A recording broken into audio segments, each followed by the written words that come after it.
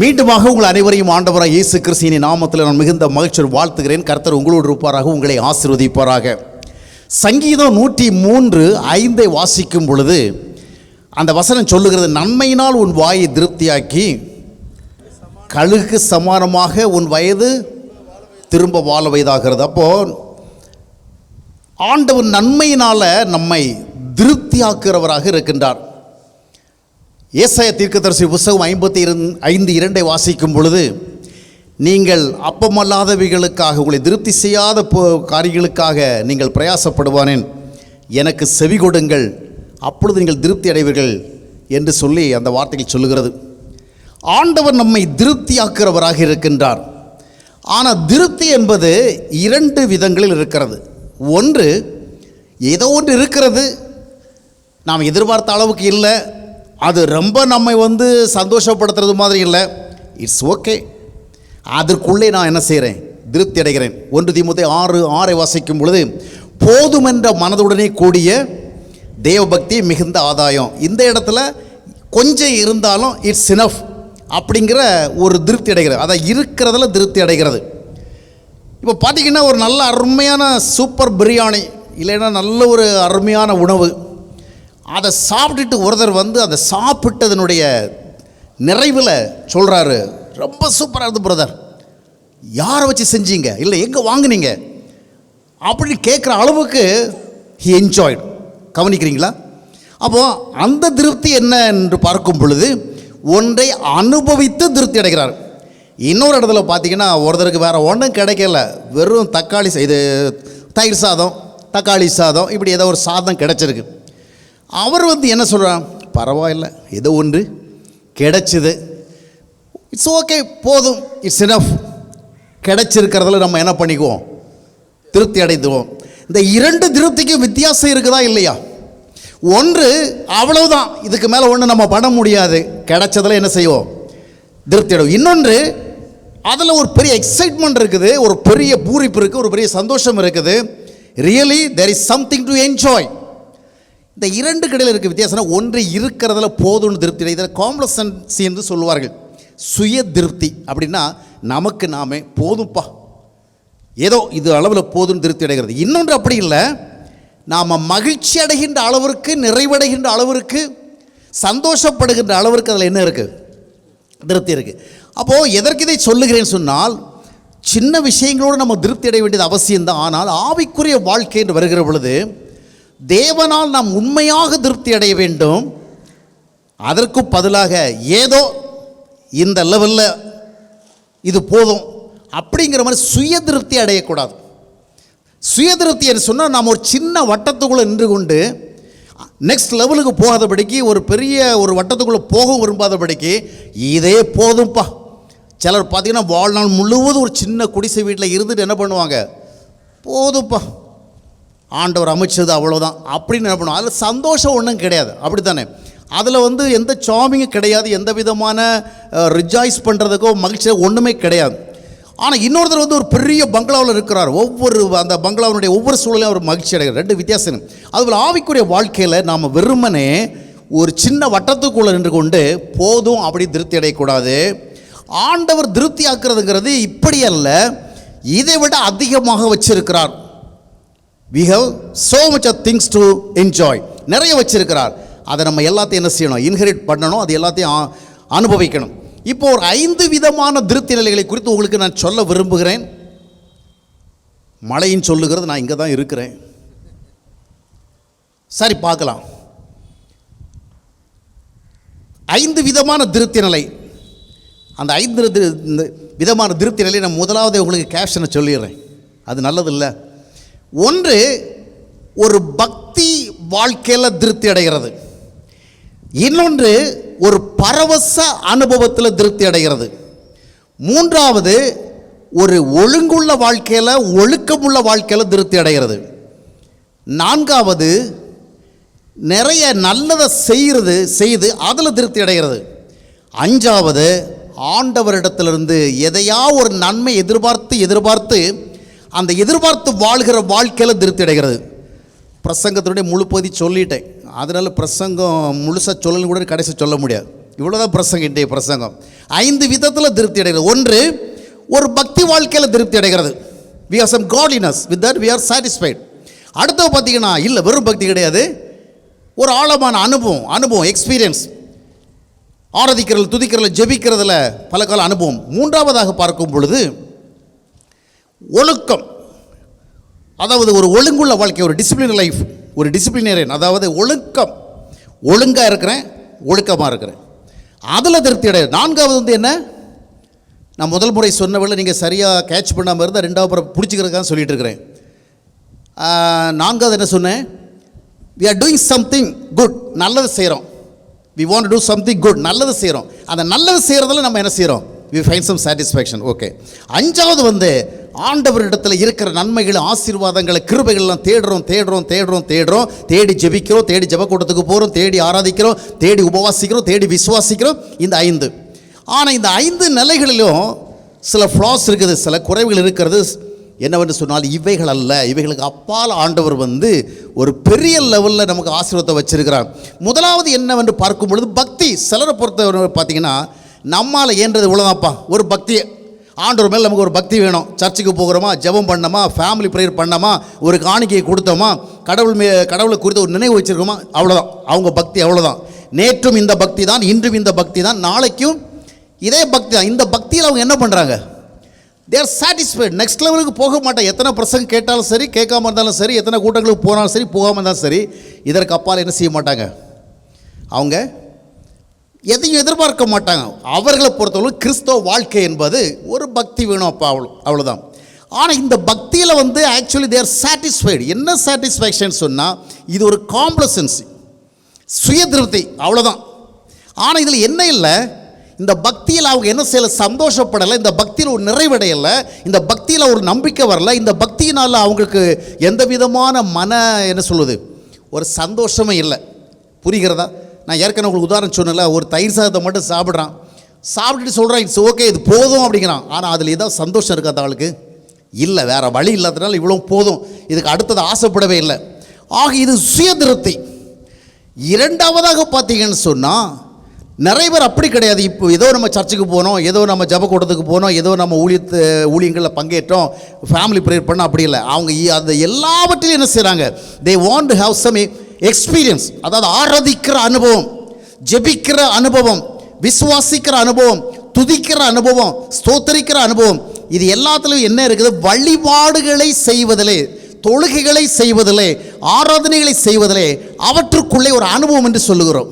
என்ன, மற்றவங்கள மாதிரி கிடையாது. என்ன வித்தியாசம்னா, முதல் குரூப்பில் உள்ளவங்க வந்து அவங்க இல்லை யார், அவங்களுடைய காட்லினஸ் வந்து சைலண்ட்.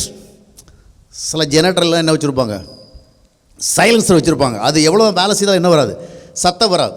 அப்போ முதல் குரூப்பில் உள்ளவங்க சத்தம் இல்லாமல் தங்களுடைய பக்தியை கொண்டிருக்கிறவங்க. இரண்டாவது குரூப்பில் அவங்க அப்படி கிடையாது. இவங்க என்ன, கொஞ்சம் நாய்ஸ். இவங்க சத்தம், அதாவது அது சத்தம் இல்லாத பக்தி, இது சத்தமான பக்தி. அது ஆரவாரம் இல்லாத பக்தி, இது ஆரவாரமான பக்தி. என்ன ஆரவாரம், ஆராதனையில் ஆரவாரம், ஜெபத்திலே ஆரவாரம், துதிகளிலே ஆரவாரம், பாடல்களே ஆரவாரம். பிரசங்கம் கேட்டால் கூட சும்மா உட்காந்து பிரசங்கம் கேட்கறது கிடையாது. அல்லேலூயா, ஸ்தோத்திரம், ஆமேன் அப்படி சொல்லிக்கிட்டே, அதான் அதை வந்து அதில் என்ன இருக்குது, ஒரு இன்வால்வ்மெண்ட். நல்லதான், இது அவசியம் வேணும். அப்படி கல் மாதிரி உட்காந்துட்டு ஒரு லாபரிஸ்டன் உணராமலே என்ன செய்யக்கூடாது, பிரசங்கம் கேட்கக்கூடாது. ஆனால் இந்த ஆராதனையில் இருக்கிற அந்த அனுபவம் என்று சொல்லப்படுகிற, அவங்களுக்கு நல்ல ஆராதனை அனுபவம், நல்ல ஜெப அனுபவம், நல்ல துதி அனுபவம், உபவாச அனுபவம், இந்த மாதிரி நிறைய இருக்கிறது. இந்த அனுபவத்துக்குள் இருக்கின்றார்கள். ஆனால் இவர்களும் they are not really enjoying the spiritual life. ஏன்னா இந்த ஆராதனை எல்லைக்கு அப்பால, இந்த ஜெப எல்லைக்கு அப்பால, இந்த துதி எல்லைக்கு அப்பால, இந்த ஸ்தோத்திர எல்லைக்கு அப்பால, இந்த பிரசங்கத்தை உற்சாகமாக கேட்டுக்கொண்டிருக்கிற எல்லைக்கு அப்பால they don't have anything to enjoy. வாழ்க்கை என்பது அந்த ஆராதனை அனுபவங்களை பெறுகிற அந்த இடத்திலே தான் இருக்கிறது என்று வேற எங்கேயுமே இல்லை, வேற எங்கேயுமே இல்லை. அப்போ முதலாவது பக்தியை பார்த்தீங்கன்னா, இந்த பக்தியில் திருப்தி அடைகிறோம். எப்போ திருப்தி அடைவாங்க சொல்லுங்கள், அந்த சர்ச்சுக்கு போகிற நேரத்தில் மட்டும், அந்த ஃபேமிலி ப்ரேயர் பண்ணுற நேரத்தில் மட்டும், இல்லைன்னா ஏதாவது ஒரு பக்தியை செய்கிற நேரத்தில் மட்டும் திருப்தி அடைவாங்க. அதர் டைம்ஸ் எல்லாரும் போல தான் வாழ்க்கை. அப்படி ஒன்றும் ஸ்பிரிச்சுவல் லைஃப்னால் வந்து ஸ்பெஷலாக என்ஜாய் பண்ணுறதுக்கு ஒன்றுமே இல்லை. என்ஜாய் பண்ணுறது அடுத்த குரூப்பை பார்த்தீங்கன்னா அனுபவம் இருக்குது. நல்லா ஆராதிக்கும் பொழுது ஆக்சுவலி என்ன செய்யறான், they have some real involvement, they are enjoying. ஆனால் ஆராதனை முடிச்சுட்டு அந்த பக்கம் போனால் என்ன இல்லை, அதற்கு அடுத்த பகுதியான வாழ்க்கையில் அப்படி ஒன்றும் பெருசாக ஆசீர்வாதம் இல்லை, ஒரு நன்மையும் இல்லை, பெரிய நிறைவும் இல்லை, நிம்மதியும் இல்லை. வாழ்க்கை சாதாரணமாக தான் ஓடிட்டு இருக்கிறது. ஆராதனை தேடி ஓடுகிறோம், ஜெபத்தை தேடி ஓடுகிறோம், ஜெப கூட்டங்களை நோக்கி ஓடுகிறோம், பலவிகளை துதிக்கிறோம், சோதரிக்கிறோம், ஆரவாரம் செய்கிறோம். ஆனால் என்ன இல்லை, வாழ்க்கை என்ற வட்டத்தை பார்க்கும் பொழுது அங்கே பெருசாக ஒன்றும் ஆசீர்வாதம் இல்லை. அப்போ தேவனால் இன்னும் அவர்கள் திருப்தி அடையவில்லை. தங்களுடைய ஆராதிக்கிற விதங்கள், அவங்க ஆரவாரம் இல்லாமல் ஆராதிக்கிறாங்க, இவங்க ஆரவாரத்தோடு என்ன செய்கிறாங்க. அப்போ அவர்கள் ஆரவாரம் இல்லாத கிறிஸ்தவர்கள், இவர்கள் யார்? ஆரவார கிறிஸ்தவர்கள். மூன்றாவது கிறிஸ்தவர்களை பார்த்தீங்கன்னு சொன்னால், எல்லாம் ஷார்ட்டாக தான் முடிக்கிறேன். மூன்றாவது கூட்டத்தை பார்த்தீங்கன்னு சொன்னால், இவங்க யாருன்னு சொன்னால், கிறிஸ்தவ வாழ்க்கை என்னப்பா, டிசிப்ளின், ஒழுங்காக இருக்கணும், எல்லாத்தையும் ஒழுங்காக வைக்கணும், ஒழுங்காக நடக்கணும், ஒழுக்கமாக இருக்கணும். பேசுனா அதில் என்ன இருக்கணும், ஒரு ஒழுக்கம் இருக்கணும். பழகுனா ஒரு ஒழுக்கம் இருக்கணும். செஞ்சால் ஒரு ஒழுக்கம் இருக்கணும். ஒரு டைம்னு சொன்னால் அதில் என்ன இருக்கணும், ஒரு டிசிப்ளின், ஒரு பங்க்சுவாலிட்டி இருக்கணும். இவர்கள் யார் என்று சொன்னால், கிறிஸ்தவ வாழ்க்கை என்றால் ஒரு ஒழுங்கு முறைகளுக்குள் வாழ்வது, ஒரு ஒழுக்க முறையில் வாழ்வது என்று புரிந்து கொண்டு இவர்கள் என்ன செய்யற, எதில் திருப்தி அடைகிறாங்க, எங்கெல்லாம் அவங்க ஒழுங்காக இருக்கிறாங்களோ அந்த இடத்துல அவங்களுக்கு ஒரு சந்தோஷம், எங்கெல்லாம் ஒழுக்கமாக இருக்கிறாங்களோ அங்கெல்லாம் ஒரு சந்தோஷம். இந்த ஒழுங்குள்ள ஆட்கள், இந்த ஒழுக்கமுள்ள ஆட்களை சில இடத்துல பார்த்தீங்கன்னா ஒரு ஆவிக்குரிய காரியங்களுக்கு வாங்கின வரவே மாட்டாங்க, ஒரு ஜபகத்துக்கு வாங்கின வரமாட்டாங்க, ஒரு ஆராதனை வாங்கின வரமாட்டாங்க, வேற எந்த காரியத்துக்கு வரவே மாட்டாங்க. என்ன சொல்லுவாங்க தெரியுமா, ஸ்பிரிச்சுவாலிட்டி என்னப்பா, எல்லாம் எதுக்கு பைபிள் படிக்கிறோம், எதுக்கு பிரசங்கம் கேட்குறோம், ஒழுங்குடன் வாழ வேண்டும், ஒழுக்கத்துடன் வாழ வேண்டும், நான் அதைத்தான் வாழுகிறேன். எனக்கு சிலரை தெரியும், எந்த கூட்டத்துக்கும் போக மாட்டாங்க. வருகிறவங்களுக்கெல்லாம் ஒரு கோல்டு காயின் கிடைக்குது, இவங்களோட 50,000 தரணும்னா கூட வரமாட்டாங்க. அவங்க வந்து என்ன செய்வாங்க, இதிலெல்லாம் கலந்துக்க மாட்டாங்க. கேட்டதுனும் ஒழுங்காக வாழணும், ஒழுக்கமாக வாழணும். இவர்கள் எதில் திருப்தி அடைஞ்சிடறாங்க, வாழ்க்கையில் சில விஷயங்களை ஒழுங்காக இருக்கிறதுல, ஒழுக்கமாக இருக்கிறதுல. ஆனால் இவர்களும் ஆவிக்குரிய ஆசீர்வாதங்களை அனுபவிக்கவில்லை என்றால் அவர்களுக்கு தேவனோடு எந்த விதமான தொடர்பும் இல்லை, எந்த விதமான உறவும் இல்லை, எந்த விதமான ஐக்கியம் இல்லை, எந்த விதமான ஆவிக்குரிய தேடலும் இல்லை. இவர்களும் ஏதாவது ஒரு விஷயத்தில் ஒழுங்காக இருக்கிறத பார்த்துட்டா, ஒழுங்கில்லாத அநேகரை விட நான் ஒழுங்காக இருக்கிறேன், அதனால் ஒரு திருப்தி. ஒழுக்கம் இல்லாத அநேகரை விட நான் ஒழுக்கமாக இருக்கிறேன்.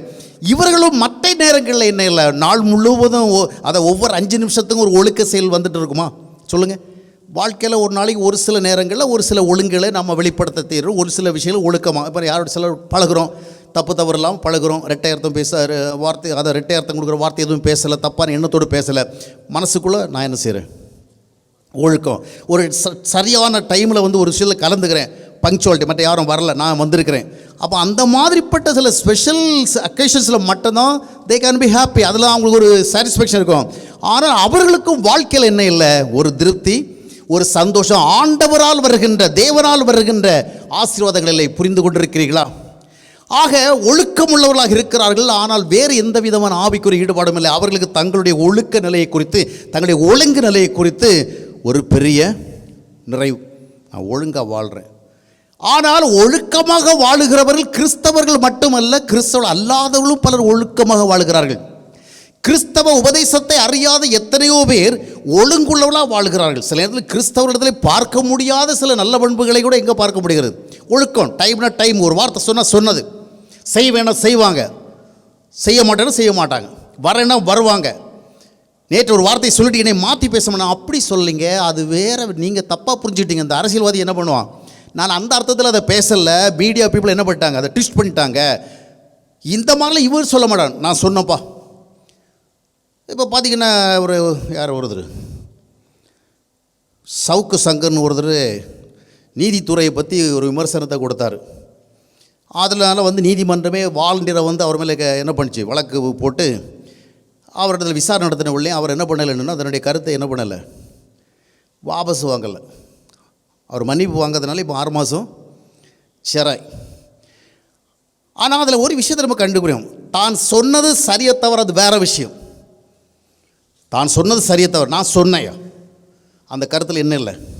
ஆனால் சிலர் பார்த்தீங்கன்னா நான் அப்படி சொல்லலை, அப்படி சொல்ல. இப்போ நிறைய வீடியோஸ் வருது, நிறைய ஃபோட்டோஸ் வருது, யார் யாரோடய சேர்ந்து உட்காந்துருக்குறான், யார் யாரோடய சேர்ந்து தவறாக வாழ்ந்து கொண்டிருக்கிறாங்க, அவன் அப்படியே வீடியோ எடுத்து போட்டான். இது நான் இல்லை, இது என்ன பண்ணாங்க, டிஜிட்டலில் என்ன பண்ணி வச்சுருக்கிறாங்க, மார்ஃபிங் பண்ணி வச்சுருக்கிறாங்க. எவனையும் நம்ப மாட்டேங்கிறான். ஸோ தான் செஞ்சதே என்ன செய்ய மாட்டேன், ஒத்துக்க மாட்டேங்கிறான். அப்போது இந்த ஒழுக்கமுழும் அப்படி கிடையாது. நான் சொன்னதான்ப்பா, நீங்கள் அப்படி சொன்னீங்களா பிரதர்? இல்லை, நான் அப்படி சொல்லவில்லையே. ஆடியோ எடுக்கிறது நீங்கள் சொன்னது ஆடியோ இருந்துன்னா அவங்க என்ன பண்ணி அந்த ஏரியாவை மட்டும் என்ன பண்ணியிருக்கிறாங்க, வெட்டி சொல்லியிருக்கிறாங்க. நான் அப்படி சொல்லலை. ஆனால் அந்த ஒழுக்கம் உள்ளவர்கள், ஒழுங்குள்ளவர்கள் என்ன செய்ய மாட்டார்கள், சொன்னால் சரியாக சொன்னோம், தப்பாக சொன்னோம், என் மைண்டில் ஃபீல் பண்ணதை சொன்னேன், எனக்கு இது சரியாக பட்டது, இது தவறுன்னு பட்டது, நான் சொன்னேன். அப்போ இந்த மாதிரி ஒழுக்கம், ஒழுங்கு இது கிறிஸ்தவர்களிடத்தில் மட்டுமல்ல, கிறிஸ்தவர்கள் அல்லாதவர்களிடத்திலும் இருக்கிறது. ஆனால் இதுதான் கிறிஸ்தவ வாழ்க்கை அல்ல. ஒரு சில இடங்களில் நம்ம ஒழுக்கமாக இருக்கிறதுனால we cannot say that we are living the true Christian life. ஆண்டவரால் வருகிற ஆனந்தம், ஆண்டவரால் வருகிற நிறைவு, நிம்மதி, சந்தோஷம் இவைகள் இந்த ஒழுக்க எல்லைக்குள்ளே மட்டுமில்லை. நீங்கள் சிலர் பார்த்தீங்கன்னா ஒட்டுமொத்த பைபிளும் ஒழுக்கத்தை பற்றி தான் சொல்லுது, அதனால் பைபிளை படிக்கிறது கிடையாது. நான் என்ன செய்கிறேன், according to the Bible I am living. இதுவல்ல கிறிஸ்தவ வாழ்க்கை. 4வது குரூப்புக்கு போகலாம். 4வது குரூப்பை பார்த்தீங்கன்னு சொன்னால் இவர்கள் யாருன்னு சொன்னால், இவங்க கண்டுபிடிச்சிட்டேன். பார்த்தீங்களா, நான் மறந்தால் நீங்கள் மறக்கக்கூடாது. சில வேளை பிரசங்கமார்களுக்கு திடீர்னு ஆப்சன்ஸ் ஆஃப் மைண்ட் வந்துடும். ரைட். 4வது பார்த்தீங்கன்னா இவங்க யாருன்னா, நாம் நல்லதை செய்யணுங்க, 4 பேருக்கு நல்லதை செய்யணும். இவங்க இந்த நல்லதை செய்கிறதுல தே ஃபைண்ட் சம் சாட்டிஸ்ஃபேக்ஷன். இதுதான் இவங்களுக்கு ஸ்பிரிச்சுவல் லைஃப். இப்போ நீங்கள் பார்த்துட்டு இருக்கிற என்னென்னா, அவரவர்கள் ஆவிக்குரிய வாழ்க்கைன்னா ஒரு வட்டத்தை வரைந்து அந்த வட்டத்துக்குள்ளே நின்று கொண்டு என்ன செய்கிறாங்க, தங்களை தாங்களே சாட்டிஸ்ஃபை பண்ணிக்கிறாங்க, திருப்திப்படுத்திக்கிறாங்க. இந்த 4வது குரூப் பார்த்தீங்கன்னு சொன்னால், ஆண்டவராக இயேசு கிறிஸ்து பைபிள் என்ன சொல்லுகிறது, அப்போஸ்தலர்கள் 10:30 சொல்லுகிறது, அவர் பரிசுத்தாவியுடைய வல்லமையினால் அபிஷேகத்தில் இருந்த பொழுது நன்மை செய்கிறவராக சுற்றி தெரிந்தார். அதனால் நிறைய கிறிஸ்தவ பார்த்தீங்கன்னா சுற்றிகிட்டே இருப்பாங்க. இவங்கள ஒரு சேரில் உட்கார வச்சு கொஞ்ச நேரம் பிரசங்கம் கேளுங்கன்னா கேட்கவே மாட்டாங்க. அவங்க யார், கர்த்தர் சுற்றி திரிந்தது போல் நான் எப்பவும் சுற்றிக்கிட்டே இருப்பேன். சண்டேலையும் சுற்றுவேன், சாட்டர்டேலையும் சுற்றுவேன். சிலர் பார்த்தீங்கன்னா, பிரதர் உங்களுக்கு இந்த கூட்டம் நடத்துறதுக்கு என்னென்ன செய்யணுமோ அத்தனையும் செய்கிறேன். 7 மணி வரை எல்லா அரேஞ்ச்மெண்ட்ஸும் பண்ணுவாங்க. சேர்ஸுக்கு ஆர்டர் பண்ணுமா, சவுண்ட் சிஸ்டத்துக்கு ஆர்டர் பண்ணுமா, வீடியோக்கு ஆர்டர் பண்ணுமா, தங்குற இடத்துக்கு ஆர்டர் பண்ணுமா, எல்லாம் அழகாக கச்சிதமாக பண்ணிவிட்டு, பிரதர் ஒரு அவசரமான வேலை இருக்குது, நான் போயிட்டு நாளைக்கு உங்களை பார்க்குறேன். 7 மணி மீட்டிங் ஆரம்பிக்குது. இவங்க என்ன பண்ணுறாங்க, ஒரு 6:45 ஆரம்பிது சொல்கிறாங்க. ஆனால் செய்ய வேண்டிய வேலையெல்லாம் என்ன செய்யறாங்க, ஏன்னா அதுதான் அவங்களுக்கு பக்தி. 7 மணிக்கு பிறகு நடைபெறுகிற கூட்டத்தில் உட்கார்ந்து வார்த்தை கேட்குறதெல்லாம் அவங்களுக்கு, ஏன்னா ஏதாவது சம்திங் நம்ம எப்பவும் ஆக்டிவாக இருக்கணும், ஆக்ஷன் ஓரியன்டாக இருக்கணும், எதையாவது செஞ்சுக்கிட்டே இருக்கணும். அதனால் இவங்க நிறைய நல்லது செய்வாங்க, சமுதாய பணி செய்வாங்க. சிலர் பார்த்திங்கன்னா, இந்த சர்ச்சில் இருக்கிற பெரும்பாலான செக்ஸ்டன்ஸ் பார்த்திங்கன்னா, அவங்க என்னைக்குமே ஒரு பிரசங்கம் கேட்கவே முடியாது, எனக்கு கேட்க விடவும் மாட்டாங்க. அவர் தொடங்குற நேரத்தில், தொடங்குற முன்னாடியிலேருந்து முடிகிற வரைக்கும் அங்கே ஓடி இங்கே ஓடி அதை எடுத்து இதை எடுத்து, always he's in some works. அப்போ நிறைய பேருக்கு அதெல்லாம் திருப்தி. நிறைய சபைகளில் போய் பார்த்திங்கன்னா, அந்த கமிட்டியிலலாம் அடித்து புரண்டு ஓடி போய் பிடிக்கிறதுக்குன்னு சொன்னால் எதையாக செஞ்சுக்கிட்டே இருக்கணும், அப்போ தான் அவங்களுக்கு ஒரு திருப்தி. பிரசங்கெல்லாம் கேட்க மாட்டாங்க. நற்செய்தி கூட்டம் அவங்க தான் நடத்துவாங்க. ஆனால் கூட்டம் முடிஞ்சு அவர் என்ன பேசுகிறா கேட்டு பாருங்கள், அவர் வந்திருக்கவே மாட்டார். நான் போகிற நிறைய கூட்டங்களுக்கு ஆயரை கண்டுபிடிச்சிருக்கேன், இவர் தான் அந்த சபையினுடைய ஆயர்னு. ஆனால் அவர் வேறு வழி கிடையாது, அவர் வராமல் இருக்க முடியாது. அப்படியே ஒரு எங்கேயாவது போக வேண்டியது, வேற ஒரு சர்ச்சுக்கு போக வேண்டியது, ஒரு உதவி ஆயிரம். ஆனால் நிறைய சர்ச்சஸில் போய் இங்கே யார் செக்ரட்டரி நான் கடைசி வரை கண்டுபிடிச்சது இல்லைங்க. சண்டையில் ஒருத்தர் கண்டுபிடிக்க ஒரு வழியை ஒன்று இருக்குது. சண்டையில் ஒருத்தர் கிழக்குக்கு மேற்குக்கு ஓடுவார், ரைட்டுக்கு லெஃப்ட்டுக்கும் குதிப்பார், அங்கே போ இதை போ அதை ஓடிட்டு இருப்பார். நான் கண்டுபிடிச்சி இவர் தான் செக்ரட்டரி போல் இருக்குது. ஏன்னா ஞாயிற்றுக்கிழமை அவர் ரொம்ப ஆக்டிவாக இருப்பார். ஆனால் வெள்ளி சனி ஞாயிறு 3 நாள் நடந்த கூட்டத்தில் அவர் இல்லை. சண்டே மார்னிங் சர்வீஸில் என் கடன் பணி ஆற்றுவது என்று அந்த ஒரு கொள்கைப்படி அவர் செயல்படும். ஏன்னா நிறைய பேருடைய வாழ்க்கையில் பார்த்தீங்கன்னா, எதையாவது கன்ஸ்ட்ரக்டிவாக செய்யணும்ப்பா. ஏழைகளுக்கு உதவி செய்வோம், திக்கற்றவர்களுக்கு உதவி செய்வோம், ரொம்ப ஒரு பாதிக்கப்பட்ட மக்களுக்கு உதவி செய்வோம். அந்த உதவிகளை செய்கிறது நிச்சயமாக உதவி செய்யணும், அதைத்தான் பைபிள் சொல்லுது. ஆனால் உதவி செய்கிற ஒரு வட்டத்தை உருவாக்கி கொண்டு அந்த மக்கள் சேவையை, மகேசன் சேவை, ஒரு வட்டத்தை உருவாக்கி அதற்குள்ளே நின்று கொண்டு தங்களை திருப்திப்படுத்திக் கொள்வது, அது ஸ்பிரிச்சுவல் லைஃப் கிடையாது. நான் இப்பொழுது உங்களுக்கு 4 பாயிண்ட் சொல்லுவேன். 4 பாயிண்ட் வேண்டாங்கிற அர்த்தத்தில் சொல்லவே இல்லை. பக்தி வேணும், ஆராதனை அனுபவங்கள் வேணும், அப்புறம் ஒழுக்கம் வேணும், அதுக்கப்புறம் நன்மைகள் செய்யணும். ஆனால் இதுதான் ஆவிக்குரிய வாழ்க்கை இல்லை, இதுக்கு அப்பால ஒரு எல்லை இருக்கு. வெறும் நன்மை செய்கிறதே ஆவிக்குரிய வாழ்க்கை இல்லை. 5ஆம் குரூப் பார்த்தீங்கன்னு சொன்னால் இவங்க எப்போவுமே ஏதாவது ஒரு ஜெப கூட்டத்தை பார்த்து போயிட்டே இருப்பாங்க, ஏதாவது ஒரு உபவாச கூட்டத்தை பார்த்து போயிட்டே இருப்பாங்க. மிச்ச மீதி நேரத்தில் என்ன பண்ணுவாங்க? உபவாசம் இருக்கிறது, ஜெபம் பண்ணுறது. இவர்கள் எப்பொழுதுமே ஆண்டவரால் வருகின்ற ஆசீர்வாதங்களை குறித்த அறிவுடையவர்களாக, அதை குறித்த தெளிந்த போதனையுடையவர்களாக, நன்மைகளை தேடி ஜெபித்து கொண்டு, உபவாசித்து கொண்டு, விசுவாசித்து கொண்டு, பொருத்தனை செய்து கொண்டும், ஊழியரிடத்தில் சென்று ஜெபித்து கொண்டும், always they are expecting some good things from God, good blessings from God. இவர்கள் யார் தெரியுமா? நன்மைகளை தேடுகிற மக்கள். இவர்கள் நன்மைகளை தேடிக்கொண்டே இருப்பார்கள். இந்த நன்மைகளை தேடுகிறதா அவங்களுக்கு திருப்தி. ஒவ்வொரு நாளும் ஏதாவது சில காரியங்களுக்கு ஆண்டோடைய சமூகத்தில் ஜெபிக்கிறது, விசுவாசிக்கிறது, ஜெப கூட்டத்துக்கு போகிறது, உபவாச கூட்டத்துக்கு போகிறது, இல்லை ஊழியக்காரர்கள்ட்ட போய் ஜெபிக்க கேட்கறது, இந்த மாதிரி நிறைய காரியங்கள் செய்கிறது. இவர்களை பொறுத்தவரையிலையும் ஆசீர்வாதங்களை தேடுகிற மக்கள். இவர்கள் பார்த்தீங்கன்னா யாராவது நம்பிக்கை ஊட்டும் விதமாக பிரசங்கம் பண்ணுறாங்களா, அவங்க பிரசங்கத்தை கேட்பாங்க. யாராவது பெரிய அளவில் விசுவாசத்தை பற்றி பேசுகிறாங்களா, அவங்க பிரசங்கத்தை கேட்பாங்க. யாராவது ரொம்ப ஆறுதலாக பேசுகிறாங்களா, மனசை தொடர்றது மாதிரி பேசுகிறாங்களா, மனசை ரொம்ப கம்ஃபர்ட் பண்ணுறவர் பேசுகிறாங்க, அந்த பிரசங்கெல்லாம் கேட்பாங்க.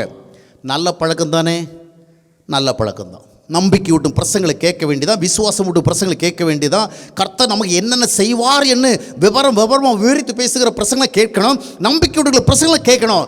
ஆனால் இதில் இருக்கிறதான ஒரு ப்ராப்ளம் என்னன்னு சொன்னால், காலம் முழுவதும் எங்கே சென்றால் நம்பிக்கையான பிரசங்களை சொல்லுவார்கள், விசுவாசத்தில் ஆழமாக போகிறது பிரசங்கத்தை சொல்லுவார்கள், எங்கே போன ஆறுதலான பிரசங்களை சொல்லுவார்கள், எங்கே போன வாக்குத்தத்தமான பிரசங்களை சொல்லுவார்கள் சொல்லி எதிர்பார்த்து இங்கும் அங்கும் ஓடிக்கொண்டிருக்கிறார்கள். ஆனால் வாழ்க்கையில் இன்னும் நம்பிக்கை வரல, ஒரு நம்பிக்கையான வாழ்க்கை வரல. இந்த விசுவாசத்துக்கு எந்த பலனையும் காணலை. எப்பொழுதும் எங்கேயாவது போய் ஆறுதலாக பிரசங்கத்தை கேட்கணும். இவர்கள் எங்கே சந்தோஷம் அடைய முடியும்? அந்த ஆறுதலான பிரசங்கத்தை கேட்க நேரத்தில் மட்டும்தான். இவர்கள் எப்பொழுது when they will be encouraged, எங்கேயாவது ரொம்பவும் உற்சாகம் ஊட்டுகிற விதமாக, நம்பிக்கை ஊட்டுகிற விதமாக பேசுகிற அந்த வார்த்தைகளை கேட்கும் பொழுது மட்டும்தான் இவங்க நம்பிக்கை அடையும். ஆனால் வாழ்க்கை முழுவதும் நம்பிக்கையான பிரசங்க கேட்டோம், ஆறுதலான பிரசங்க கேட்டோம், உற்சாகமாக பிரசங்க கேட்டோம். ஆனால் வாழ்க்கையில் என்ன வரல? ஆறுதல் வரவே இல்லை. அந்த ஆலயத்தை விட்டு கடந்து வந்த ஆறுதல் இல்லை, இந்த கூட்டத்தை விட்டு கடந்து வந்த ஆறுதல் இல்லை. சொல்லுவாங்க, ஐயா பேசினா அப்படியே கேட்டு இருக்கணும் போல தோன்றுறது. ஏன்னா மனசுக்கு எப்படி இருக்குது ஆறுதல்? என்ன அது அவர்களுடைய நிலைமை. உண்மையிலேயே அவங்க அந்த விதமான ஒரு சிச்சுவேஷனில் இருக்கிறாங்க. ஆனால் இவர்கள் ஆண்டவரிடத்திலிருந்து எதையோ தேடிக்கொண்டிருக்கிறார்கள். இந்த கூட்டத்துக்கு போனால், அந்த கூட்டத்துக்கு போனால், எந்த கூட்டத்துக்கு போனால் ஆசீர்வாதங்களை பற்றி பேச, நன்மைகளை பற்றி பேச தேடிக்கொண்டிருக்கிறார்கள்.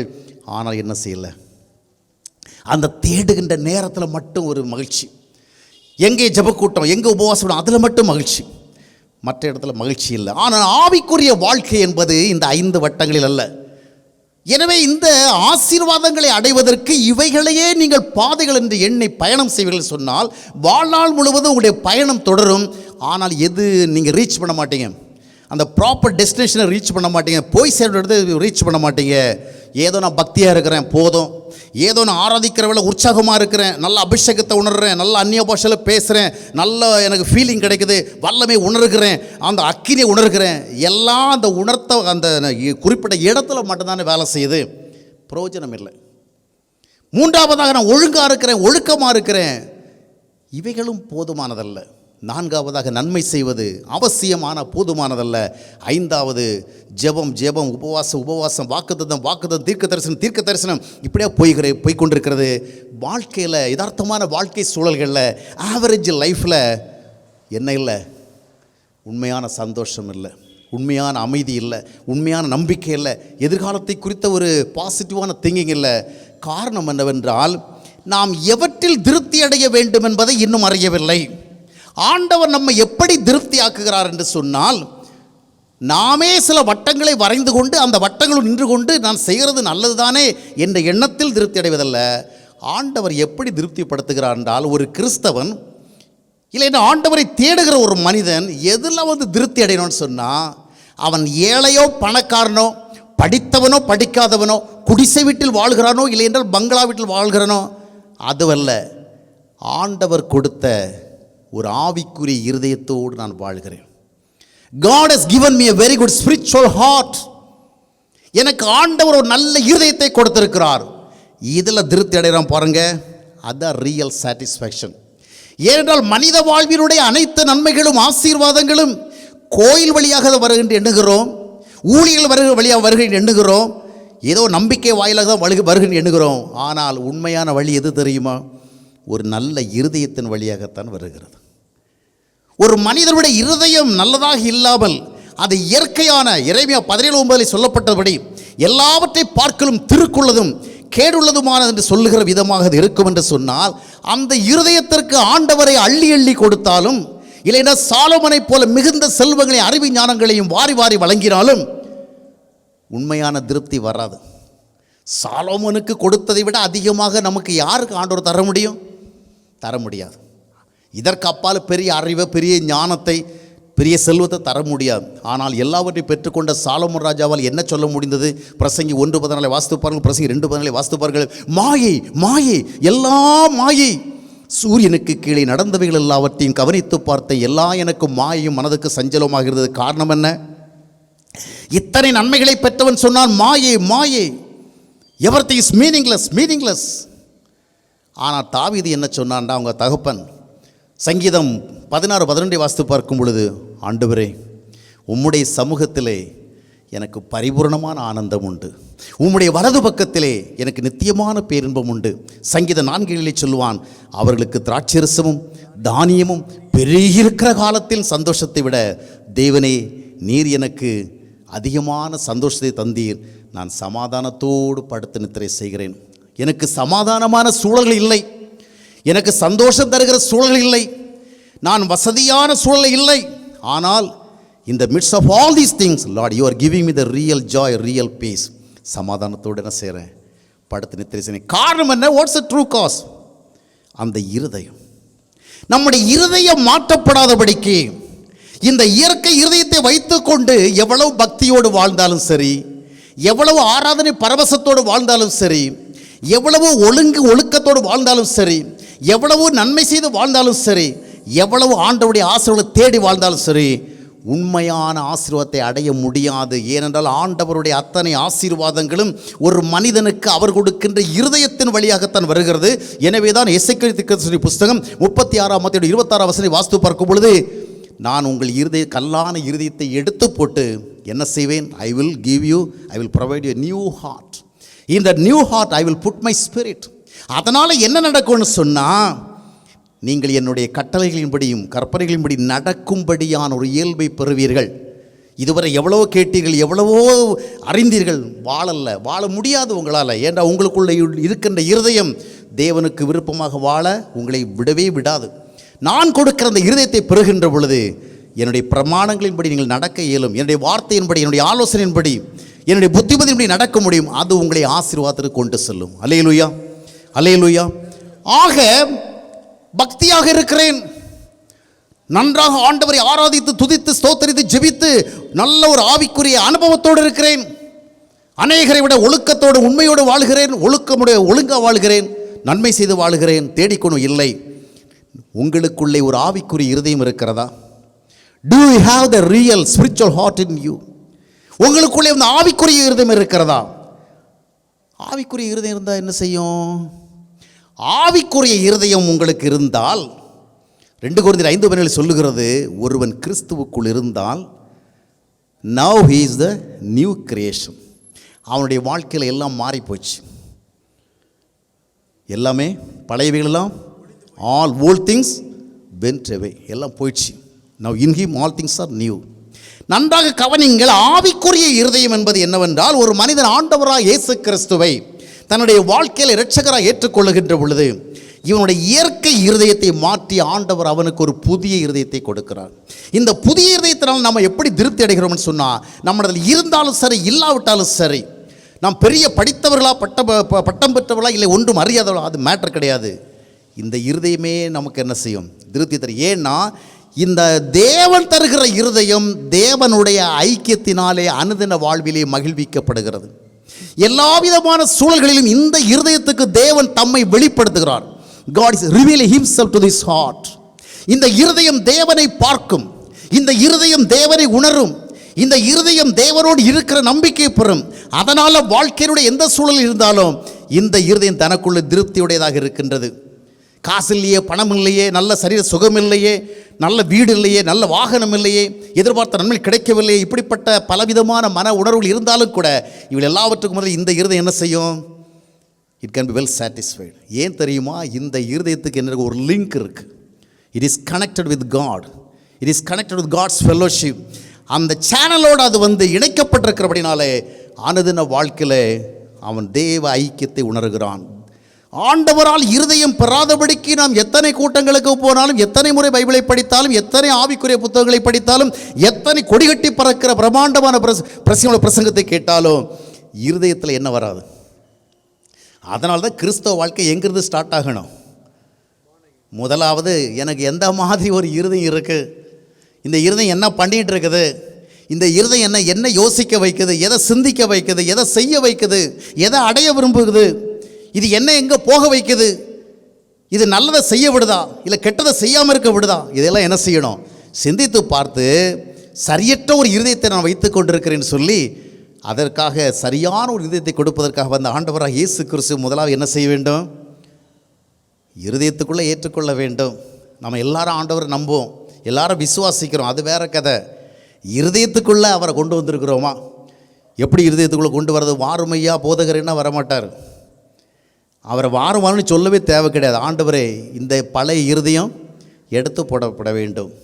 எனக்குள் இருக்கின்ற இருதயம் எனக்கு சமாதானத்தை தரவில்லை, எனக்கு சந்தோஷத்தை தரவில்லை, என்னை நல்லவனாக வாழ விடவில்லை, எனக்குள் நல்ல சுருவாத்தை உருவாக்கவில்லை, நான் நல்லதை நினைத்தால் நினைத்தபடி வாழ முடியவில்லை.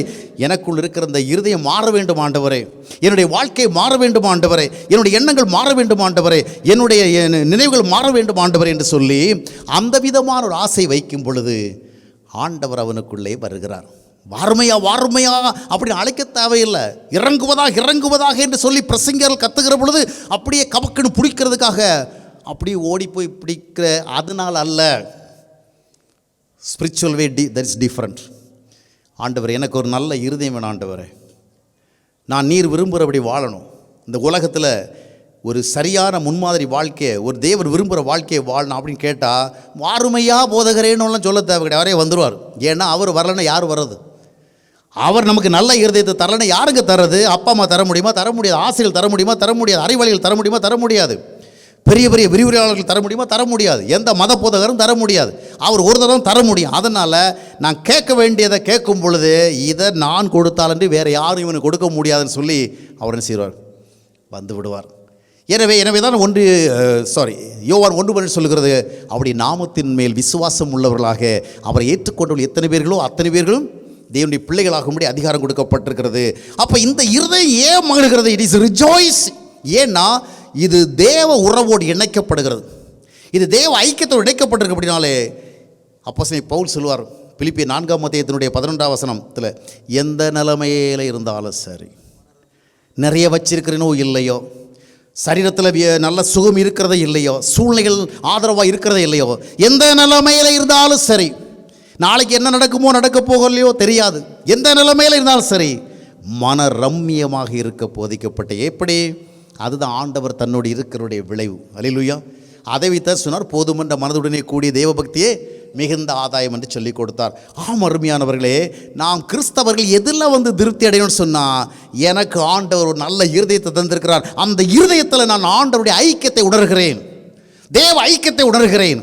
யார் என்னுடன் இருக்கிறாளோ இல்லையோ, யார் எனக்கு ஆதரவாக இருக்கிறாளோ இல்லையோ, யாரை பார்த்து என்னால் மகிழ முடிகிறதோ மகிழ முடியவில்லையோ, I have a golden opportunity to rejoice in my Lord. கர்த்தரோடு நான் மகிழ முடியும். மனிதர்களினுடைய சமாதானத்தை கெடுக்கலாம், சந்தோஷத்தை கெடுக்கலாம், நம்பிக்கை கெடுக்கலாம், தைரியத்தை கெடுக்கலாம். இவள் எல்லாவற்றுக்கும் மத்தியிலும் ஆண்டவர் நிலை நிறுத்துகிறார். இதில் நம்ம என்ன செய்யணும்? திருப்தி அடையணும். நன்றாக பாடிவிட்டேன், நன்றாக துதித்து விட்டேன், நன்றாக சூத்திரம் பண்ணிவிட்டேன், 100 சூத்திர பலிகள் 200 சூத்திர பலி சொல்லிவிட்டேன், நிறைய ஜப கூட்டங்களுக்கெல்லாம் போய்விட்டேன், நிறைய பேருக்கு நன்மையெல்லாம் செய்திருக்கிறேன். இவைகளெல்லாம் வேணும். ஆனால் அடிப்படை என்ன? இருதயம். இரண்டாவதாக பார்க்கும் பொழுது, தேவன் நமக்கு ஒரு நல்ல இருதயத்தை கொடுக்கும் பொழுது அந்த இருதயத்தில் என்ன பண்ணுறாருன்னா, அந்த இருதயத்தை எப்படி மகிழ்விக்கிறாருன்னு சொன்னால், அப்படியே ஒரு சுவிட்ச் போட்ட லைட் எரியுற மாதிரி, இன்னையிலிருந்து நீ என்ன செய் என்றும் சந்தோஷமாக மகிழ்ந்து கழிகூறு, அவ்வளோதான் அப்படின்னு அப்படியே சுவிட்சை ஆன் பண்ணிவிட்டு போயிடுவார். அப்படியெல்லாம் கிடையாது. நாம் சிலவில் இந்த மோட்டரில் ஆன் பண்ணிவிட்டு போயிடுவோம், அது பால் என்ன செய்யும்? சிலர் அப்படி தான் வீட்டில் என்ன பண்ணிடுவாங்க, அது என்ன ஏற்றுறோம், தண்ணியெல்லாம் ஏற்றுறது, மோட்டர், எல்லாத்துக்கும் ஒரே பேர் தானே, சரி. அவங்க பாட்டில் போட்டு சர்ச்சுக்கு போயிடுவாங்க. அப்புறம் அப்படி மார்க்கெட்டுக்கு போயிடுவாங்க. இது என்ன செய்யும், டேங்கு நிரம்பி ஓவர்ஃப்ளோ ஆகி கொட்டிக்கிட்டே இருக்கும். அப்புறம் அக்கம் பக்கத்தில் உள்ளவங்களும் என்ன பண்ணுவாங்க, ஃபோன் பண்ணி சொல்லுவாங்க, இந்த மாதிரி கொட்ட உடனே கொட்டுது அப்படின்ட்டு. அந்த மாதிரி ஆண்டவரும் ஒரு சுவிட்சை ஆன் பண்ணி விட்டுட்டு, போப்பா நீ நல்ல இருதயத்தை பெற்று விட்டாய், இனி காலம் முழுவதும் சந்தோஷமாக இரு, காலம் முழுவதும் வசதியாக இரு, காலம் முழுவதும் மகிழ்ந்து களி கூறு, பாடி துதித்து கொண்டு, அப்படி அல்ல. ஆண்டவர் அன்னுதின வாழ்க்கையில் எப்படி நம்மை மகிழ்விக்கிறான்றால், அவர் தம்மை வெளிப்படுத்தி, யோவான் 14:21 சொன்னபடியாக தம்மை வெளிப்படுத்தி அவனை மகிழ்விக்கிறார். இரண்டாவது, God is sending his words to that soul. ஆண்டவர் தம்முடைய வார்த்தைகளை அனுப்புகிறார். உபாகமம் 8:3 சொல்லுகிறது, மனிதன் அப்பத்தினாலே மாத்திரமல்ல தேவனுடைய வாயிலிருந்து புறப்படுகிற ஒவ்வொரு வார்த்தையினாலும் பிழைப்பான். ஆனால் அந்த வார்த்தையினால் பிழைப்பான்ங்கிறத ஓல்ட் டெஸ்டமென்ட் அடிப்படையில் புரிஞ்சிக்க கூடாது, நியூ டெஸ்டமென்ட் அடிப்படையில் புரிஞ்சிக்கணும். ஓல்ட் டெஸ்டமென்ட்டில் மோசேயின் மூலமாக எழுதப்பட்ட வார்த்தைகள், அந்த வார்த்தைகளை குறித்து சொன்னால் மனிதன் அப்பத்தினால் மாத்திரமல்ல தேவனுடைய வாயிலிருந்து புறப்படுகிற இந்த வார்த்தை. ஆனால் புதிய ஏற்பாட்டில் வருகிற பொழுது நமக்கு வார்த்தை எல்லாம் ஆவி. நாம் எதை பெற்றுக்கிறோம், ஆவியை பெற்று, ஆவியின் மூலம் வார்த்தை அனுப்பப்படுகிறது. இந்த வார்த்தைகள் நம்முடைய இருதயத்துக்குள்ளே வருகிற பொழுது அந்த வார்த்தைகள் நம்மை திடப்படுத்துகிறது, தைரியப்படுத்துகிறது, அந்த வார்த்தையை சந்தோஷப்படுத்துகிறது. இன்றைக்கு பரிதாபகரமாக நிறைய பேர் வார்த்தை கேட்க விரும்புகிறாங்க. ஆனால் எந்த வார்த்தை கேட்க விரும்புகிறாங்கன்னா, ஆதரவான வார்த்தை எங்கே பேசப்படுகிறதோ அதை கேட்க விரும்புகிறாங்க. எங்கே ஆசீர்வாத வார்த்தை சொல்லப்படுகிறது, எங்கே அற்புதத்தை குறித்த வார்த்தை சொல்லப்படுகிறது, எங்கே வாக்குத்தத்த வார்த்தை சொல்லப்படுகிறது, எங்கே தீர்க்கதரிசன வார்த்தை சொல்லப்படுகிறது சொல்லி அந்தந்த சூழல்களில் இருக்கிற நிலைமைகளுக்கு தங்களுடைய இருதயத்துக்கு ஏதாவது கிடைக்க வேண்டும் என்று சொல்லி அந்த விதமான வார்த்தைகளை தேடி செல்லுகிறார்கள். காலம் முழுவதும் நிறைய பிரசங்களை கேட்கிறார்கள். மாதம் துவக்கத்தில், ஒவ்வொரு மாத துவக்கத்திலும் இந்த மாத வாக்குத்தத்தமும் நிறைய கேட்கிறார்கள். ஆனால் வாழ்க்கையில் என்ன வரவில்லை, ஒரு ரியல் சாட்டிஸ்ஃபேக்ஷன் வரவில்லை, உண்மையான சந்தோஷம் வரவில்லை. காரணம் என்னென்றால், இந்த ஆவிக்குரிய இருதயத்தை பெற்றவன் அவன் எப்பொழுதுமே ஆண்டவருடைய உண்மையான வார்த்தை தேடுவான். அந்த வார்த்தை எப்படிப்பட்டதாக இருக்கும் என்றால், அவனை குறித்து அந்த வார்த்தை அறிவிக்கும். ஒரு ஆண்டவரை ஏற்றுக்கொண்டவன் கேட்க போகிற வார்த்தைகள் தன்னை குறித்து வருத்தமடையும்படியான ஒரு குறைவான நிலைமை சுட்டி காட்டினாலும் அதை அவன் விரும்புவான். நம்ம டாக்டர்கிட்ட போயிட்டு நம்ம உடம்புக்குள்ளே இருக்கிற ஒரு நோயை கண்டறிய தானே விரும்புகிறோம் இல்லையா? கண்டுபிடிச்சா தான் நம்ம ஹீல் பண்ண முடியும், ட்ரீட்மெண்ட் கொடுத்து ஏதாவது பண்ண முடியும்.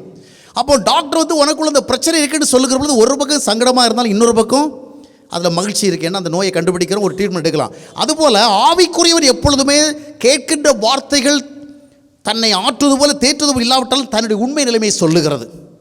அவன் தன்னை திருத்திக் கொள்ள ஒரு வாய்ப்பு ஏற்படுத்துகிறது.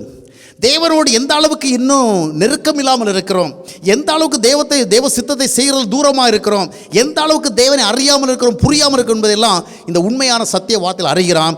அதனால் அவன் அந்த வார்த்தையை நோக்கி ஓடுகிறான். ஏன்னா அவனுடைய இருதயம் எப்பொழுதுமே போலி வார்த்தையில் விரும்பாது. ஆசீர்வாதம் என்ற வார்த்தை இல்லை, அது அந்த இது தெரியும். நான் தேவனுடைய உண்மையான வார்த்தைகளை பெற்றுக்கொண்டால்தான் அதனுடைய விளைவு தான் ஆசீர்வாதம். இன்றைக்கு பாருங்கள், உண்மையான ஒரு ஆவிக்குரியவன் ஒரு வார்த்தை கேட்குறோமா, தேவனை குறித்த ஒரு புதிய உண்மை அறியணும், தேவனுடைய ராஜ்யத்தை குறித்த உண்மை அறியணும், தன்னுடைய வாழ்க்கை குறித்த ஒரு உண்மை அறியணும், தன்னை திருத்திக் கொள்ள சம்பந்தம் உண்மை அறியணும், ஆண்டவருடைய காரியங்களை புரிந்து கொள்ள விசுவாசத்தை குறித்த, பரிசுத்தத்தை குறித்த, உண்மையை குறித்த இது போன்ற வார்த்தைகள் அறிய வேண்டும் என்ற ஆர்வம் இருக்கும். அவன் எங்கு சென்று அந்த வார்த்தை கேட்பான். ஆனால் எல்லாரும் என்ன செய்ய மாட்டாங்க, போக மாட்டாங்க. காரணம் என்றால், பெரும்பாலும் இன்றைக்கு மக்கள் கூட்டம் எதை விரும்புகிறதுன்னு சொன்னால், போய் உட்கார்ந்தா மனசுக்கு எப்படி இருக்கணும், ஆறுதலாக இருக்கணும். ஐஸ்கிரீம் பார்லரில் உட்காந்தா அவன் கொடுக்குறதெல்லாம் நமக்கு எப்படி தான் இருக்கும். ஆனால் வெளியே வந்தால் அதனுடைய வேலையை காட்டும்.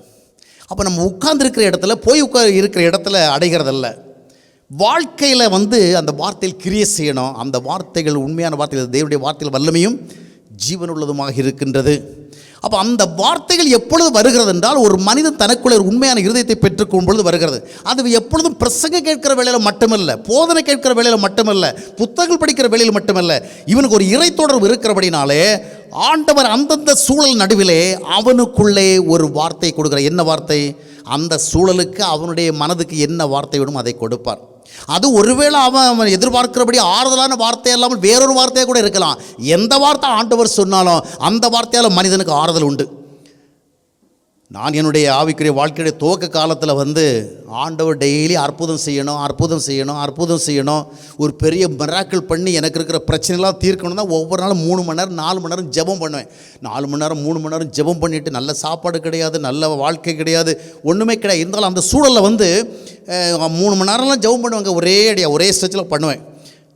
எல்லாம் பண்ணிக்கிட்டு பைபிளை திறந்து வச்சுட்டு படிக்க ஆரம்பிப்பேன். எதிர்பார்ப்பு என்ன தெரியுமா? ஏதாவது ஒரு மிராக்கிள் நடக்கும்படி ஆண்டவர் ஏதாவது சொல்லணும், ஏதாவது அற்புதம் நடக்கும்படி ஏதாவது சொல்லணும். ஆனால் நிறைய நேரங்கள் அதை பற்றி ஆண்டவர் பேச்சு மூச்செல்லாம் போடுவார். அதை பற்றி பேச சப்ஜெக்டே வரமாட்டார். என்னுடைய எதிர்பார்ப்பு வேறு, அவர் பேசுகிறது வேறு. ஆனால் ஒன்றை கண்டுகொள்வேன், நான் அற்புதம் நடக்க வேண்டும், அது தொடர்பாக ஆண்டவர் பேசணும் எதிர்பார்ப்பேன். ஆனால் அவர் பரிசுத்தமாகுதலை பற்றி பேசுவார்.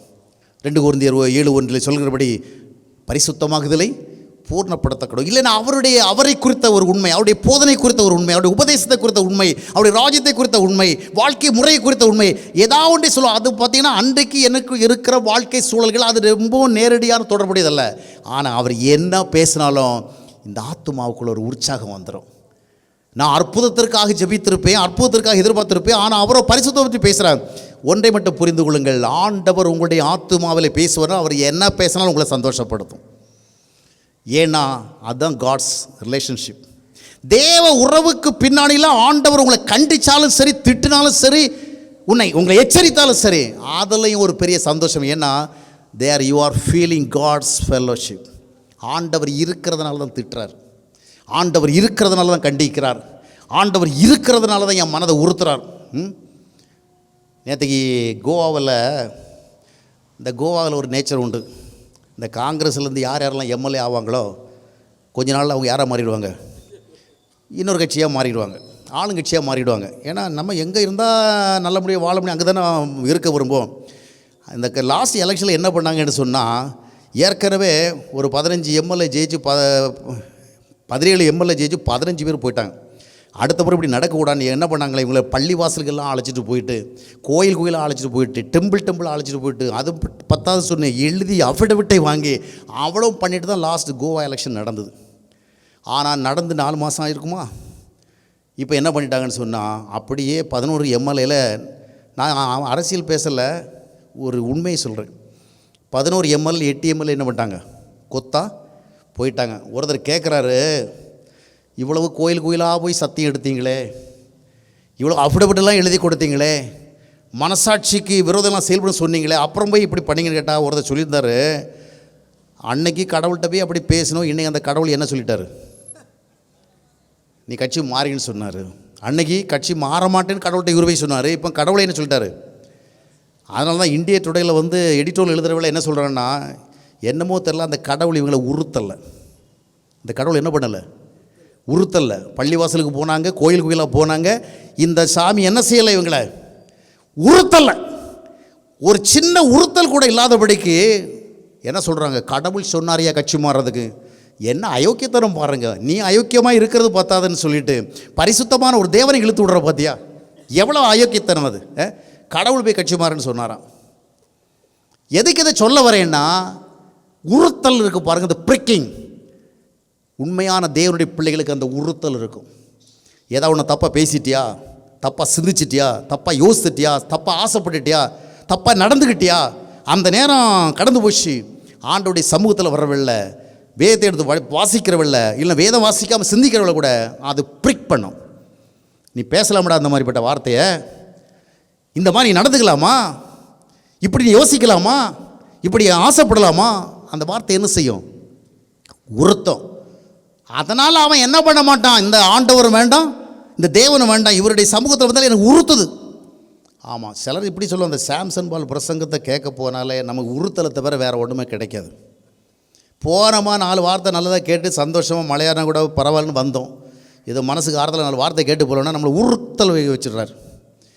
நான் சொல்கிறேன், ஆவிக்குறை இருதயம் இருக்கிறது உறுத்தல் வந்தால் ஹி வில் பி ஹாப்பி. அந்த உறுத்துதல் என்ன பண்ணோம், தன்னை சரி செய்வதற்கு அவனை தூண்டும். அதனுடைய விளைவாக அவன் தேவனோடு இன்னும் இணைந்து வருவான், நெருங்கி வருவான், பிணைந்து வருவான். அதனால் அந்த தகப்பனுடைய அன்பை உணர்வான். அல்லேலூயா. ஆக ஆவிக்குரிய இருதயமுடையவனுக்கு கண்டித்தால், அதனால பவுல் சொல்லிக் கொடுக்கிறார், சமயம் வாய்த்தாலும் சரி வாய்க்காவிட்டாலும் சரி சத்தியத்தை என்ன செய்ய பிரசங்கம் பண்ணு. கண்டித்து கடிந்து கொண்டு பிரசங்கம் பண்ணு. ஐயோ, கண்டிச்சால ஓடிடுவாங்களே. ஓடுறது யாரையா ஓடுவாங்க?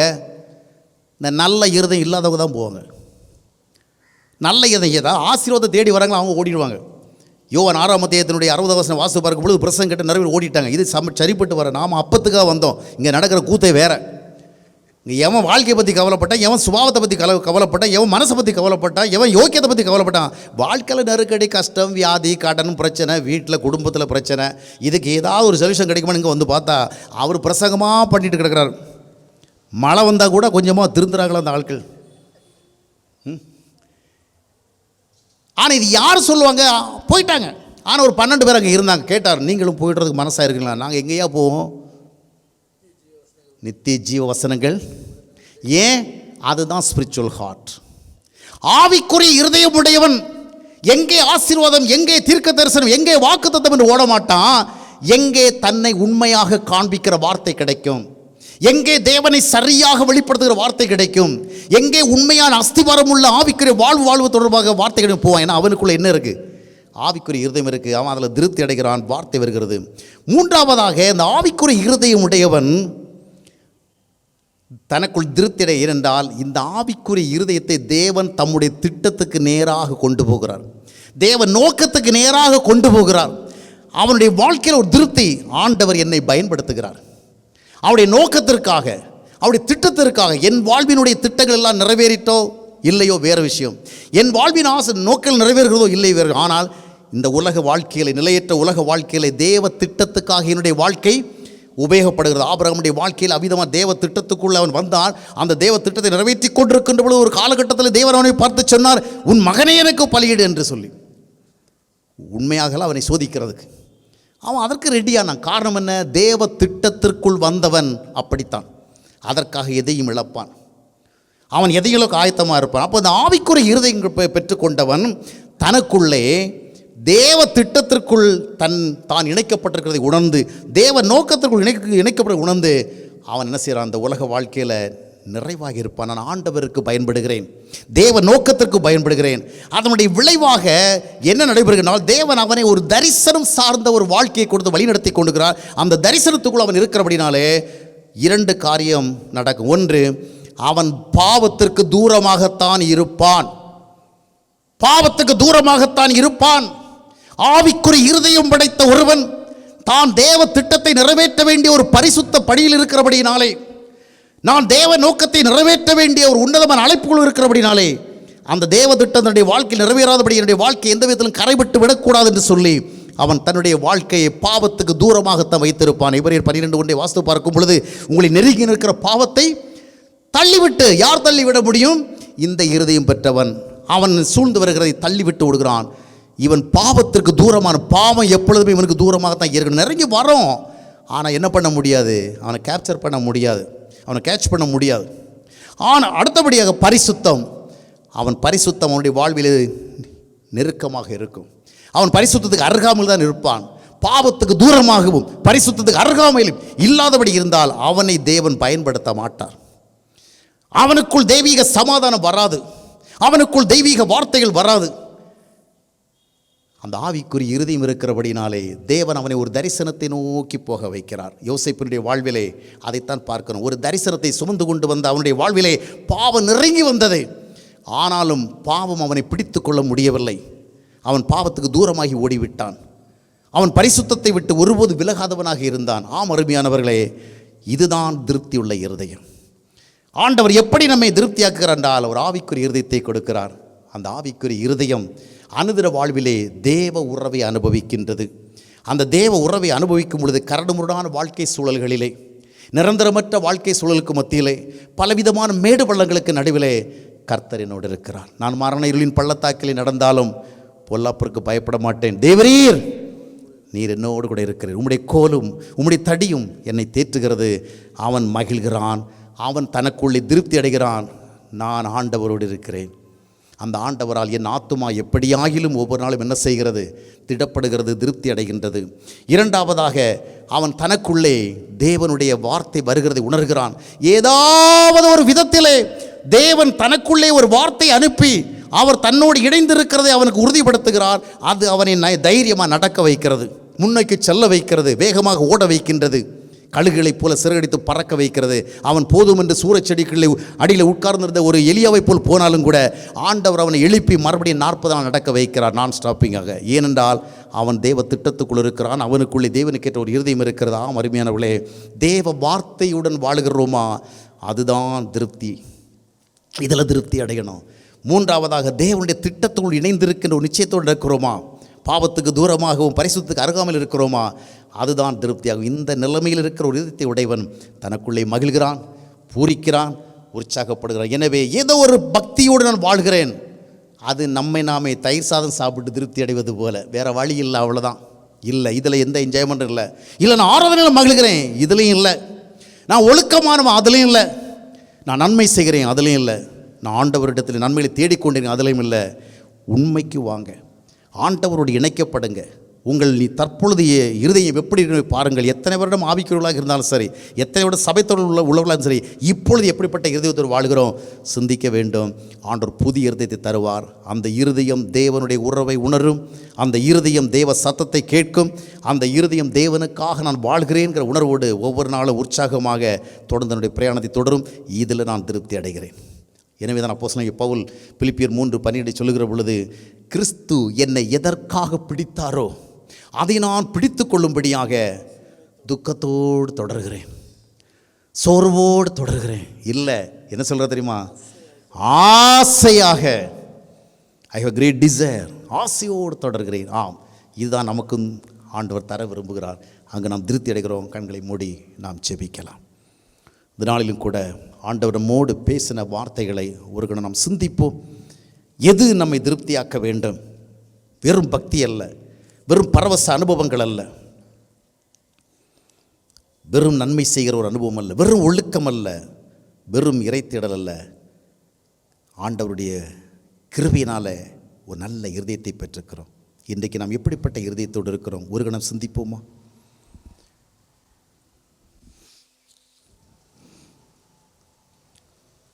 கர்த்தர் தந்த வார்த்தைகளுக்காக ஆண்டவருக்கு நன்றி சொல்லுவோம். எத்தனையோ செய்திகளை கேட்கிறோம், ஆனாலும் சில நேரங்களில் கர்த்தர் இப்படி சிறப்பான வார்த்தைகளை, தேவன் இருதயத்திலிருந்து வெளிப்படுத்த நினைக்கிற வார்த்தைகளை நம்மை நோக்கி அனுப்புகிறார். ஒரு மெய்யான திருப்தி அது ஆவிக்குரிய இருதயத்தில் மாத்திரம் உண்டு. பக்தி வாழ்க்கை நிச்சயமாய் அவசியம். பரவசத்தோடு ஆண்டவரை பின்பற்றுவது நிச்சயமாய் அவசியம். ஒழுக்கம் நிறைந்த வாழ்க்கை அவசியம்தான். நன்மை செய்தல் தேவன் எதிர்பார்ப்பது தான். ஆசீர்வாதங்களை எதிர்பார்த்து வாழ்வதும் தேவன் எதிர்பார்ப்பது தான். ஆனால் மெய்யான திருப்தியை இது போன்ற வட்டங்களை வரைந்து கொண்டல்ல, ஒரு ஆவிக்குரிய இருதயத்தை ஆண்டவரிடத்திலிருந்து பெற்றுக்கொள்வதன் மூலமாக நாம் மெய்யான ஒரு ஆவிக்குரிய வாழ்க்கையின் மூலமாக வரக்கூடிய திருப்தி அடைய முடியும் என்று சொல்லி நாம் பார்த்தோம். இந்த ஆவிக்குரிய இருதயத்திற்கு தேவன் தன்னை வெளிப்படுத்துகிறார் என்று பார்த்தோம். அந்த இருதயம், அந்த ஆவிக்குரிய இருதயம் தேவனை பார்க்கும். அந்த ஆவிக்குரிய இருதயம் தேவனை உணரும். தேவன் தன்னை அந்த ஆவிக்குரிய இருதயத்திற்கு வெளிப்படுத்துவார். தேவன் அந்த ஆவிக்குரிய இருதயத்திற்கு தேவ வார்த்தைகளை தருவார். அந்த வார்த்தைகள் ஒருவேளை உறுத்துகிறதாய் குத்துகிறதாய் இருந்தாலும் அந்த ஆவிக்குரிய இருதயம் சந்தோஷப்படுமே தவிர அது தேவனை விட்டு விலகாது. காரணம், அது தேவ ஐக்கியத்தை நாடுகிற ஒரு இருதயம். ஆவிக்குரிய இருதயம் தேவன் தனக்கு தந்த தரிசனத்தை நோக்கி நடக்கும். பாவத்தை தள்ளி பரிசுத்தத்தை அள்ளி பருக அது தன்னை தேவனுக்கு ஒப்பு கொடுக்கும். எனக்கு அருமையானவர்களே, எத்தனையோ காரியங்களே நாம் செய்து திருப்தி அடைய நினைக்கிறோம். இன்றைக்கு தேவன் மிக தெளிவாக நமக்கு சொல்லியிருக்கிறார். நாம் எல்லாரும் தேவனை விசுவாசிக்கிறவர்கள், ஜெபிக்கிறவர்கள், தேவனை நம்புகிறவர்கள். ஆனால் இன்று நான் என்னுடைய இதயத்திலே தேவனுக்கு எந்த இடத்தை கொடுத்திருக்கிறேன்? தேவன் விரும்பும் ஒரு ஆவிக்குரிய இருதயம் எனக்கு உண்டா? நமக்கு உண்டா? எங்களை நேசிக்கிற நல்ல ஆண்டவரே, அநேக காரியங்களில் நாங்கள் எங்களுடைய ஓன் தாட்ஸ், சொந்த கருத்துக்களை வைத்துக்கொண்டு சுயபக்தியை, சுய ஒழுக்கத்தை, நன்மைகள் செய்தலை, இவைகளை நாங்கள் பெரிதுபடுத்தி நாங்கள் திருப்தி அடைகிறோம் சாமி. ஆனால் எங்களுக்கு தேவை ஒரு உண்மையான ஆவிக்குரிய இருதயம். அது தேவன் எங்களை திட்டினாலும் குட்டினாலும், தேவ வார்த்தைகள் எங்களை உறுத்தினாலும் அது திருந்துவதற்கு ஏதுவாகவே அது இருக்கும் என்று சொல்லி நாங்கள் உணர்ந்து கொண்டோம் சுவாமி. அப்பா, தேவ உறவை தேடுகிற ஒரு இருதயம், தேவனுடைய உறவுக்காக இயங்குகிற ஒரு இருதயம், தேவனுக்காய், தேவ வார்த்தைகளுக்காய் காத்திருக்கிற ஒரு இருதயம், தேவனுடைய உறவிலே களி கூறுகிற ஒரு இருதயம், தேவனுடைய திட்டத்தை நிறைவேற்றுவதற்காக பாவங்களையும் பாரங்களையும் தள்ளிவிட்டு பரிசுத்தத்திற்கு அருகில் தன்னை அமைத்துக் கொள்ளுகிற ஒரு இருதயம். ஆண்டவரே, மெய்யான திருப்தி, மெய்யான அமைதி, முழுமையான சந்தோஷம், முழுமையான நிறைவு இந்த ஆவிக்குரிய இருதயத்தில் தான் இருக்குது. The secret is in the spiritual heart என்பதை நாங்கள் இன்னைக்கு உணர்ந்து கொண்டோம். அதை தேவன் மாத்திரமே தர முடியும் என்பதையும் அறிந்து கொண்டோம். எனக்கு தாரும் ஆண்டவரே, எங்களுக்கு தாரும் ஒரு உண்மையான ஆவிக்குரிய இருதயம். நாங்கள் எந்த நிலைமையிலே உமக்கு முன்பாக இருக்கிறோம் என்பதை எங்களுக்கு சுட்டி காட்டுகிறது. அதற்காக நாங்கள் உம்மை துதிக்கிறோம், ஸ்தோத்தரிக்கிறோம். வந்த ஒவ்வொருவரோடும் நீர் தொடர்ந்து பேசும். இதை பல இடங்களிலிருந்து பார்த்து கொண்டிருக்கிற உம்முடைய பிள்ளைகள் ஒவ்வொருவரோடும் நீர் பேசும். தொடர்ந்து மற்ற 2 நாள் கூட்டங்களையும் ஆசீர்வதியும். இந்த நாளிலே மழையையும் பொருட்படுத்தாதபடி தேவ சமூகத்தில் வந்து காத்திருந்த நம்முடைய பிள்ளைகள் ஒவ்வொருவரையும் ஆசீர்வதியும் ஆண்டவரே, ஒவ்வொருவரையும் ஆசீர்வதியும். நாளை மறுநாள் கூட்டங்களிலே தடைகளின்றி நடக்க கர்த்தர் எங்களுக்கு தயவு பாராட்ட வேண்டுமாய் செபிக்கிறோம். இந்த நாளிலே எங்களுக்கு தந்த நல்ல மன்னாவிற்காய் ஸ்தோத்திரம். தொடர்ந்து நம்முடைய கிருபை எங்களை சூழ்ந்து கொள்ளட்டும். துதிகன மகிமையாகவும் ஒருவருக்கே செலுத்துகிறோம். மீட்பர் இயேசுவின் மூலமே ஜெபிக்கிறோம், ஜெபிக்கிறோம் நல்ல பிதாவே, ஆமென். அன்பானவர்களே, ஜீவ நீரோட யூடியூப் சேனலை சப்ஸ்கிரைப் செய்திடுங்கள். சப்ஸ்கிரைப் பட்டனை கிளிக் செய்து பெல் சின்னத்தையும் கிளிக் செய்து தினமும் புத்தம் புதிய தேவ செய்திகளை உடனுக்குடன் பெற்றிடுங்கள்.